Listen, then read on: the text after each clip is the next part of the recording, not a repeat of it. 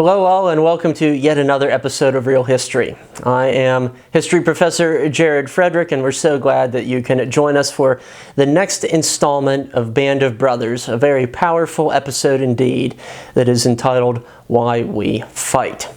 Before we get into some of the finer details of this episode, my friend Andy and I once again invite you to subscribe to our page, and also in anticipation of our 1000th subscription, we invite you to shout out in the comments down below.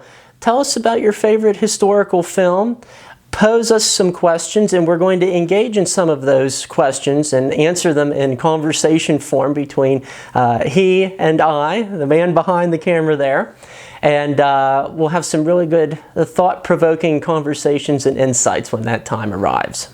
Where we left off last time is that Easy Company had spent some relatively harrowing weeks in the Alsace region of France, specifically in the community of Haguenau. They thereafter had a little bit of reprieve in Mourmelon-le-Grand, France, and now they are pushing into the heart of Nazi Germany itself. And that is where the beginning of episode 9 finds us.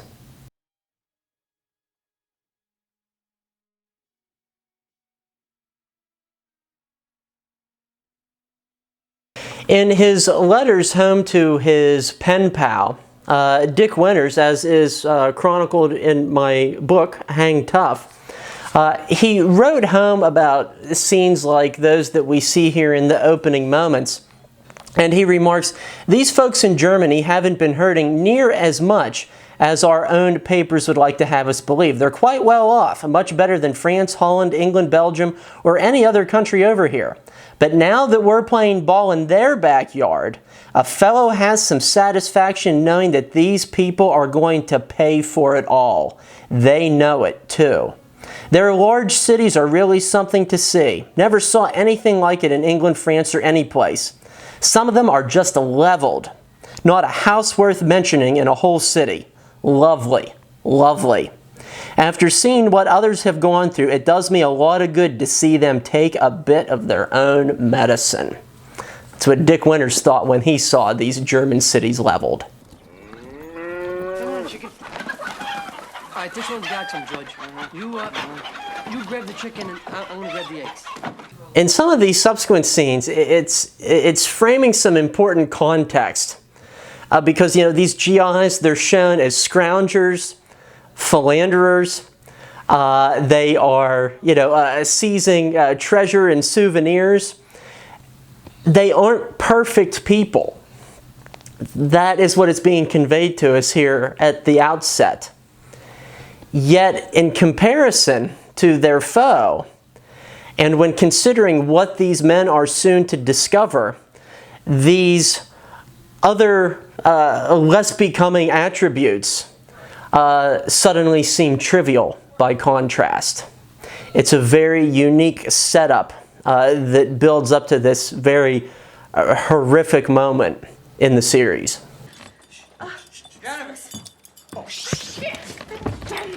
These sorts of things did happen as well, but Dick Winters was not pleased that this sex scene was included in the series. He thought it frivolous. He thought it gratuitous. It did not advance the story in any way. These were his thoughts. But once again, it was just incorporated, I think, as this element to demonstrate that these people were human. They aren't entirely perfect. They do have, perhaps their moral shortcomings, especially by 1940 standards.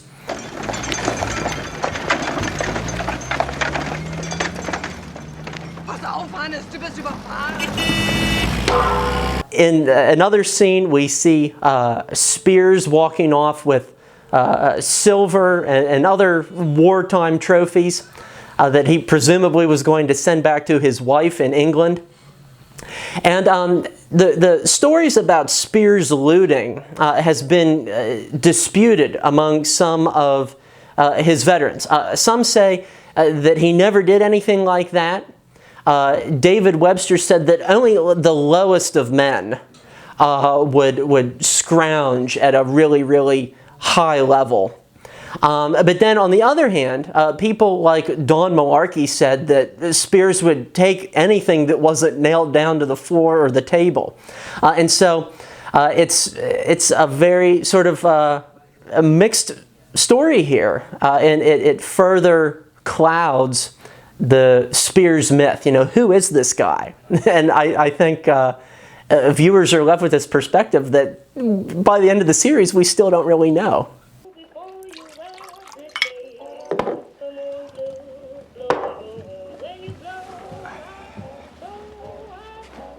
Some much needed VAT 69 here in this scene. Took a direct hit over the drop zone. I got out, 2 others got out. The rest of the boys? Well, they blew up over Germany somewhere. In this conversation, Nixon is speaking about Operation Varsity. It took place in late March 1945. It was the largest single-day airborne drop in Western Europe during the Second World War. And as he very sorrowfully describes here, the plane that he was in suffered a direct hit, essentially immediately after he jumped out of it.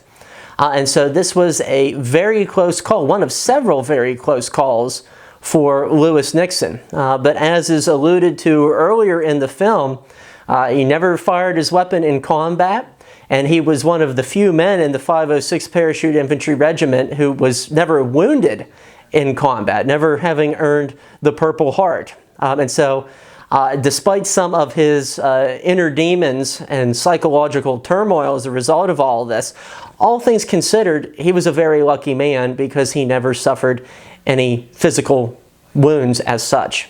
You tell him what you always tell him. Our sons died as heroes. You really still believe that? And here we get into this hypothetical situation that further sets up the episode for us, where these men are truly beginning to wonder if all of the heartache that they had gone through was truly worth it. It looks like there might be a breakout in Remagen. Hey. Apparently the Krauts forgot to blow up one of their bridges when they headed back over the Rhine. One of the primary ambitions of the 17th Airborne with Operation Varsity was to gain a foothold on along the Rhine River. And as Lewis Nixon just detailed in his briefing to the men, we get this glimpse of a larger war that is unfolding beyond the scope and the eyesight of Easy Company. And so it's those little bits of broader context that are important for the audience as they watch what unfolds next. See ya. Yeah. See ya.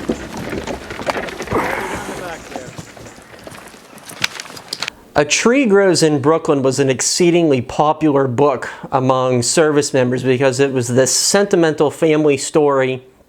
It undoubtedly reminded a lot of these GIs of their own families' experiences, especially those of immigrants. And a lot of these books were sent overseas to service members, often in compact form, and they were known as armed service editions. And hundreds of millions of these books were given out free by publishers throughout the course of the war.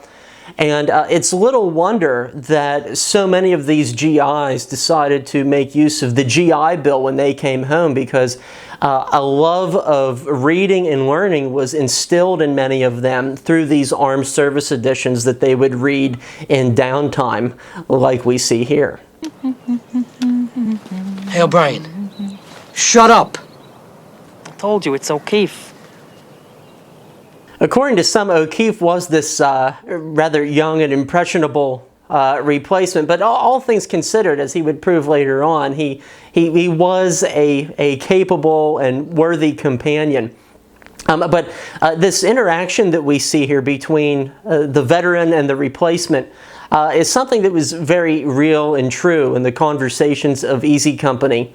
And in his book, David Webster, in his book Parachute Infantry, outlines the same sort of things that Percani was talking about here, that all things considered, the GIs were treated really well in Germany. The best of Germany's fighters were already dead or surrendered, and they lived relatively comfortably here. Many of the homes especially in rural areas, had not been wrecked. It seemed that in a lot of these regions, food was still comparatively plentiful, especially in contrast to France and Belgium. And a lot of American officers were living high on the hog as a result, at least since they had left the States. Nix. No, I'm out. All right.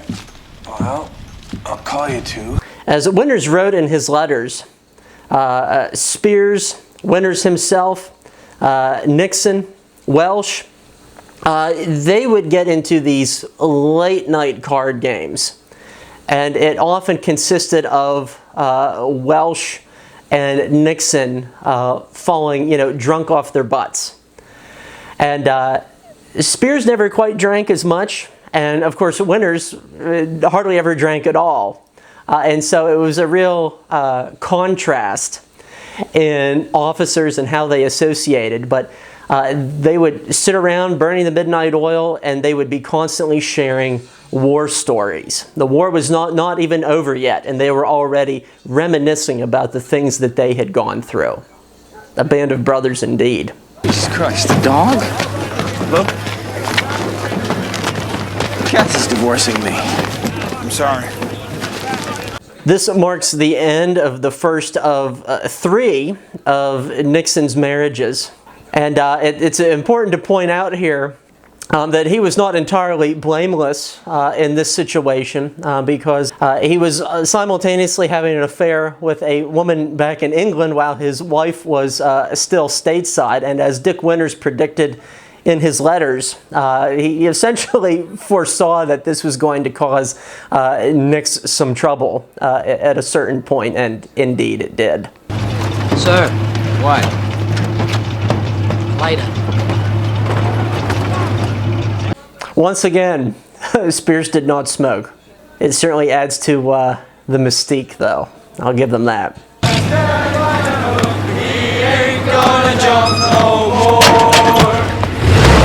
The song being sung here is entitled Blood on the Risers, and it was a beloved, albeit informal, anthem of the airborne during the Second World War, and to my understanding remains popular to this very day. And it very much speaks to the bravado and sometimes the grim toll that could be inflicted on these paratroopers as they were embarking on their various forays. Janovic, what you reading? An article. No shit. What's it about? It's about why we're fighting the war. We see Janovich here reading Stars and Stripes, which is just as important as reading material as anything else. And Stars and Stripes, still in publication to this very day, served as a sounding board for those who were in the armed services in the ETO during World War II. Soldiers could vent their grievances in the form of letters to the editor. And there were also a lot of other really great editorials written in that paper throughout the war. Indeed, bringing us back to the theme of this particular episode of why these men are fighting. Constant reminders about the villainy of the Third Reich and what the Third Reich was doing to the oppressed peoples of Europe. A lot of GIs merely thought of this as propaganda. They took stories of these atrocities and slaughters with a grain of salt. And as we'll be seeing here, a lot of these guys will be in for a harsh awakening as a result.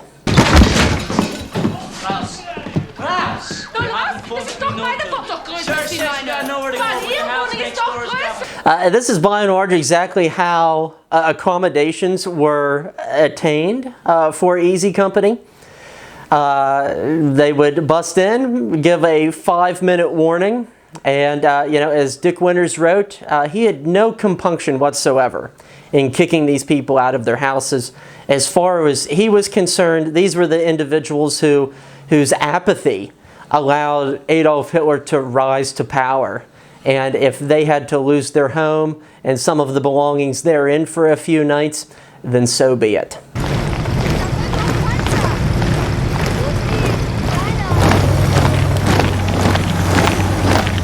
such an iconic shot here, showing the American advance streaming down the Audubon.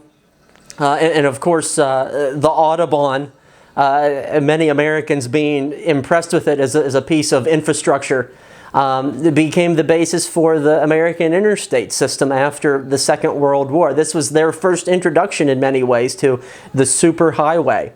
Interrupting our lives for what? You ignorant, servile scum! What the f*** are we doing here? Huh? He definitely speaks like an intellectual, doesn't he? But that question still lingers. What are we doing here? It resonates throughout.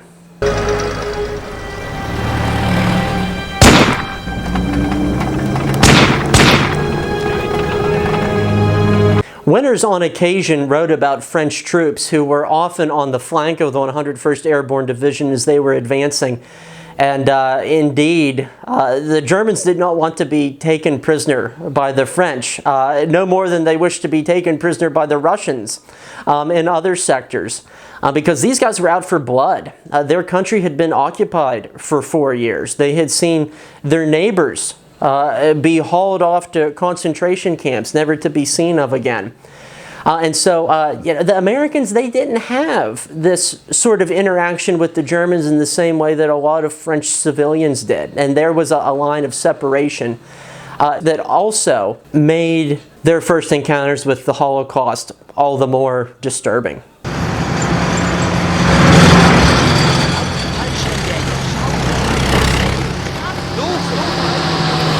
By April of 1945, the 101st Airborne Division was roaming through these various areas within Bavaria, and they were absolutely beautiful landscapes, very picturesque scenery. And that scenic beauty would be at odds with what they are soon to discover.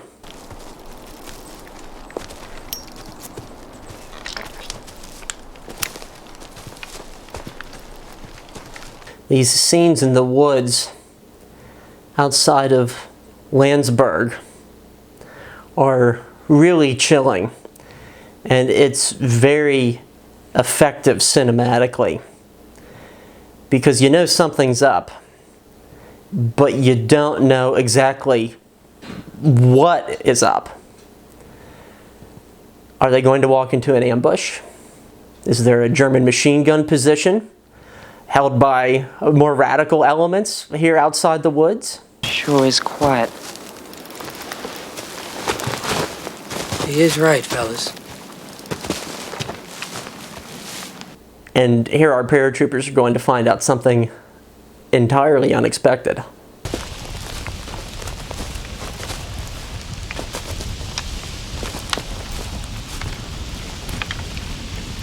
And just their facial expressions and the eerie silence, it hints at something sinister here lurking before them. Frank, what is it? I don't know, sir.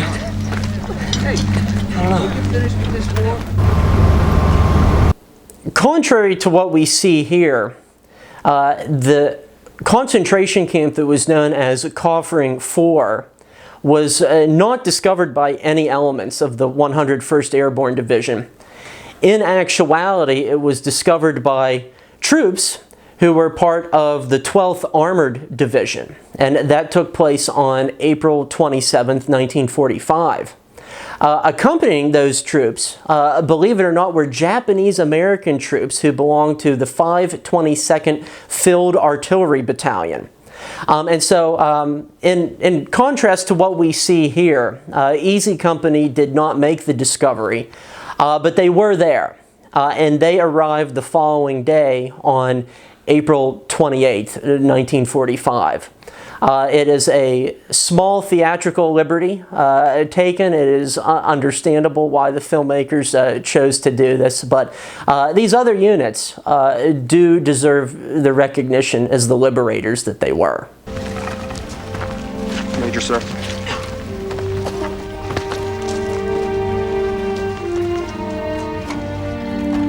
Kaufering 4, located outside Landsberg am Lake in the Germany section of Bavaria, was a subcamp of Dachau. It was smaller in comparison to some camps. At its maximum, it held about 3,000 prisoners. Many of them who arrived there were already sick.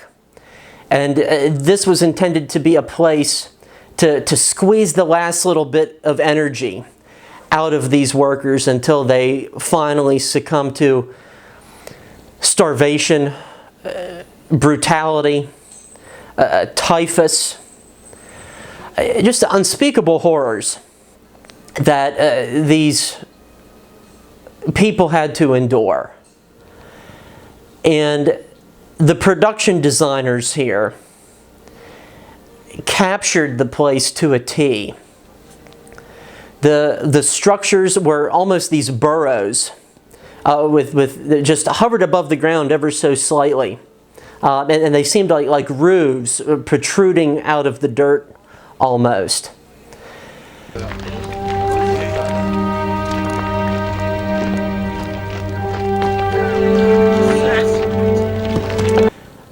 When the Americans entered the camp, they not only found these pitiful, emaciated individuals like we see here, but they found hundreds of bodies, corpses that were charred, scorched black.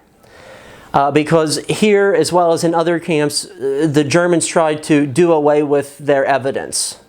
They knew that the Allies were coming, and perhaps they wanted to diminish the level of retribution that would be inflicted upon the Germans. So they tried to cover up their tracks. But the only thing that it did, their trying to do that, was it demonstrated the true level of their butchery and their brutality. And man, these scenes are just so hard to watch. They make me sad just watching it. I had family who were one of the liberators at one of these camps. An uncle who I was very close with, and his name was Sergeant Fred Weekland. He was a non-commissioned officer in the 80th Infantry Division. And he was a liberator of Ohrdruf concentration camp. And he saw things just like this. And he spoke to me 65 years after the fact. And he said he would still wake up at night. He could still smell these things. And so, you know, these guys, you know, it never left them. And man, this is just such horrible stuff. Look at their arms. Like cattle. Edward Heffron left a very poignant account of his discovering and his witnessing all of this. And it's worth mentioning. And he said, all we could do was look at each other with our mouths open. We couldn't believe what we were seeing. It was bad. Hundreds of prisoners in black and white striped uniforms. They were like skeletons. They could barely stand. And it was at that moment that one of Heffron's good friends, a Jewish paratrooper by the name of Eddie Stein, came up to Heffron. And he said, babe, can you believe what man can do to man? And biting his lip, Stein looked out on all of these corpses and he said, they're my people. And the real gravity of the moment really hit Heffron in Stein saying that here before them was the true horror of the Holocaust, the full extent of Nazi villainy. And Heffron replied to Stein, I know. And then thereafter they both broke down in tears. Keith?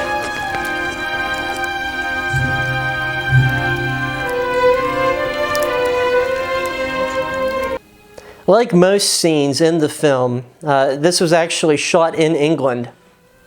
And the construction of this set was kind of kept off to the sidelines because they didn't want any of the cast to see it. They wanted this honest, visceral reaction on the part of the actors when they walked into this horrible yet authentically recreated environment. And you can really see the earnestness and the expression on a lot of the actors' faces. They hardly had to act because it was so thoroughly recreated here. Shut up, you Nazi! Ich bin kein Nazi. Ich bin kein Nazi. Not a Nazi. My mistake, you fat prick. In his autobiography, Parachute Infantry, David Webster minced no words in how he felt when he entered Nazi Germany and his experiences and interactions with German soldiers and civilians. This is what he had to say about that sort of roller coaster of emotion that he felt. I was glad when I saw them that I had come back to the outfit and gone into Germany. For the trip, with its views of the loggers and prison camps, had finally convinced me of the need to drive the Germans from the face of Europe. How could a civilized nation run concentration camps and murder millions and still fight for that way of life? How could a man fight for a nation that broke up millions of families, that put old women and little children to work in slave labor loggers? The Third Reich was a cancer on the face of Western man. I was glad now that I had played a part of it, however small, in helping to remove that cancer. And indeed, the worst that Nazi Germany had to offer was encountered in places like Kaufering 4. Been finding camps like this all over the place. Jesus. Seems the Russians liberated one a lot worse.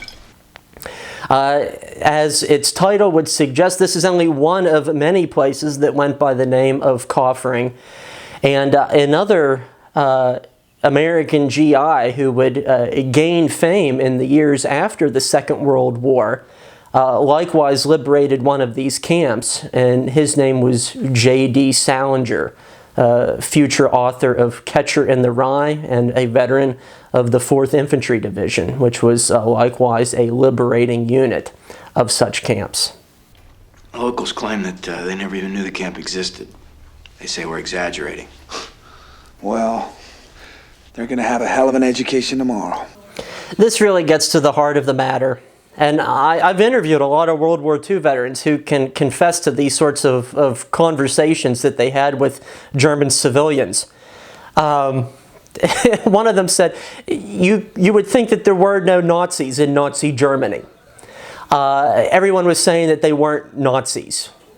And yeah, they may have never put on an armband.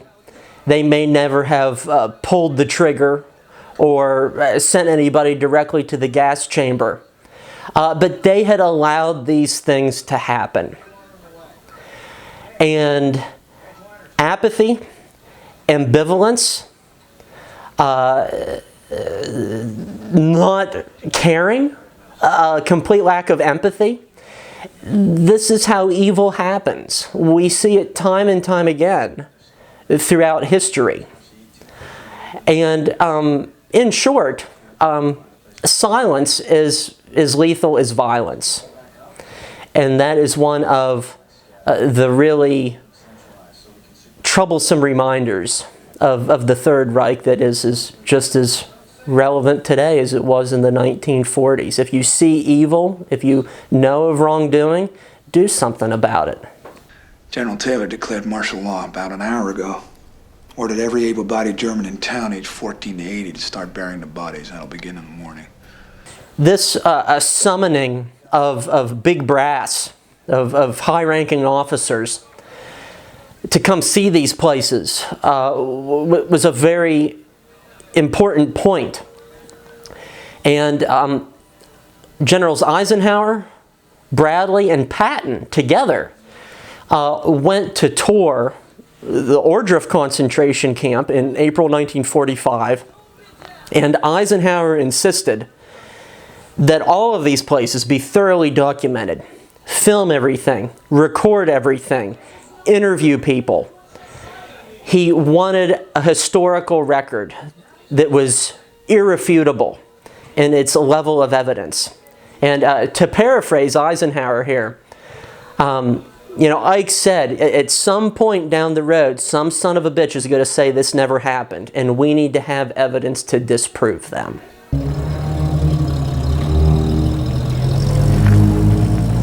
Courteous, sir? What? No, thanks. And here with this MP, we see a very subtle shout out to the 12th Armored Division, who was there as well.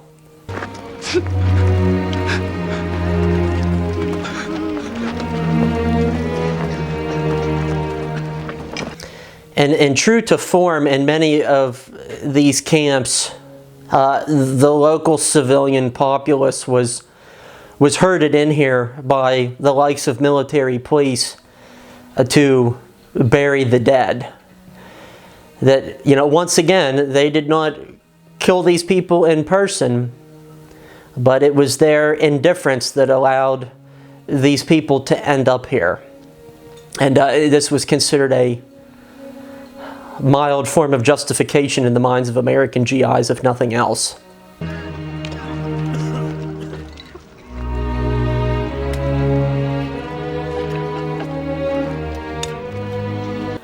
I think it's important that we give a name and human face to some of these prisoners. Many of their names and their stories, of course, have been lost to posterity.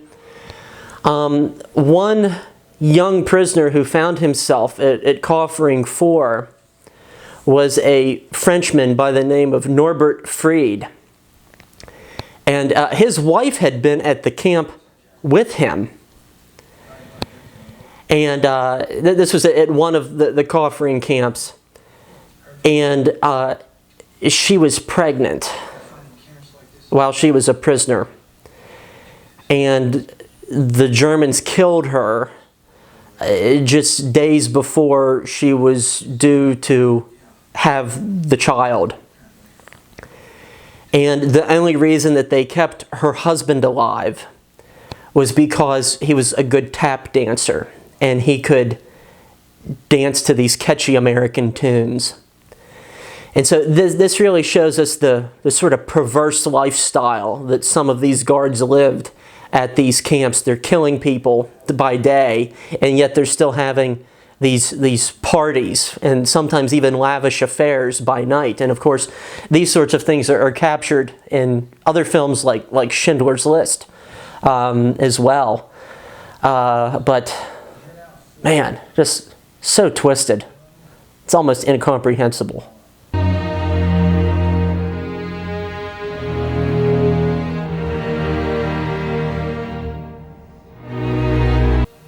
There's this moment of reckoning, this ice-cold reckoning that we see in the faces of these characters here. How powerful. Hitler's dead. Holy shit. Shot himself in Berlin. Is the war over, sir? Not quite yet. This scene here is stamped April 11th, 1945. Hitler did not kill himself in Berlin until April 30th, 1945. This was a very avoidable mistake.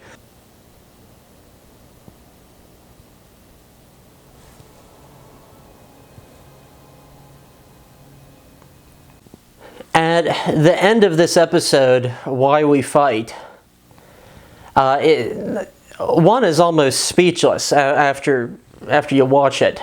Not only is it one of the most powerful moments in the series, I think it's also one of the most powerful moments that has ever been shown on television. And it's certainly one of the most vivid and horrific moments of history that have ever been recreated on the small screen.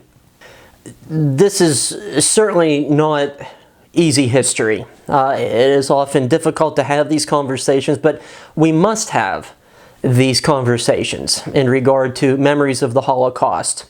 Much like World War II veterans, those who were fortunate enough to survive the horrors of the 1930s and the 1940s, we must heed upon their memories and their voices and their recollections. One of my favorite books is a book called 1945, The Year of Liberation. It is published by the United States Holocaust Museum and Memorial.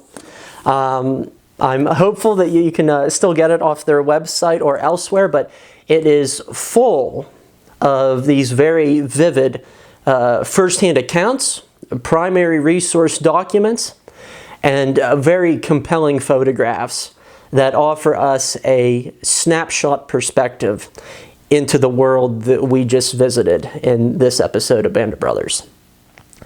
And you know, when I watch this episode, I'm reminded of the words of another infantryman by the name of Paul Fussell, who became a very prolific scholar in his later years. And you know, he remembered about the war that, you know, that he and his fellow GIs, that for a long time there really wasn't a sense of purpose to what they were doing. You know, they were fighting, drinking, trying to get drunk, trying to score a date with a local girl in one town or another.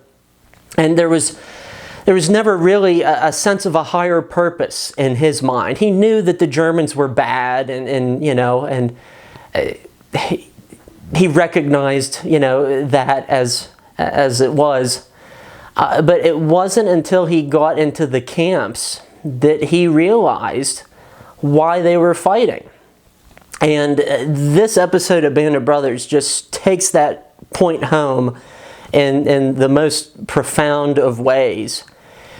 And, you know, and Fussell recalled back on Eisenhower's words from Ike's D-Day speech, where Eisenhower called this whole big endeavor a great crusade. And it was at this moment in the war where Fussell himself acknowledged that this had, in fact, been a great crusade, you know, that this was part of a higher call. And I really don't know what else to say on top of that, other than the fact that this episode of Band of Brothers is just, it is excellent in its production, and it makes me incredibly sad at the same time. So it certainly offers us some food for thought as we get into the home stretch here, as we prepare to take a look at our final episode of Band of Brothers entitled Points. We'll see you then.